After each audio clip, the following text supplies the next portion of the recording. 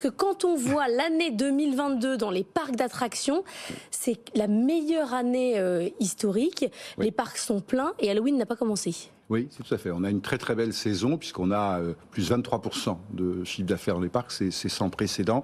Mais c'est la suite logique d'une évolution très très bonne de nos parcs. Nous avions pris nos parcs à un moment difficile, où ils étaient dans une situation difficile. On les avait payés cher en plus, ils étaient sous-investis. Je rappelle, vous avez le parc Astérix, ou Walibi, les parcs Walibi, Musée Grévin.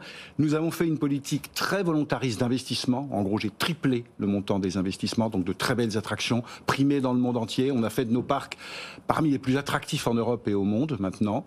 On y a développé l'hébergement, l'hôtellerie.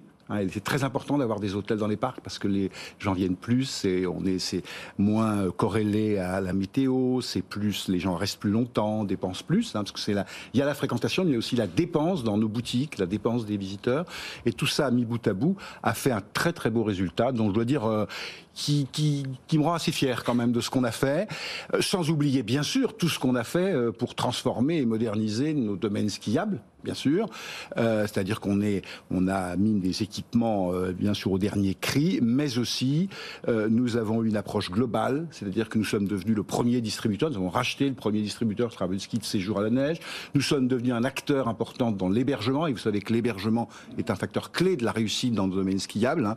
Nous avons racheté des agences immobilières, nous avons participé à des tours de table, nous avons investi dans des foncières, et plus récemment, nous venons de racheter un exploitant, donc nous sommes devenus un exploitant. Donc, sur le ski, très bonne trajectoire, encore une fois, ça reste un élément très important, un métier très très important de notre groupe.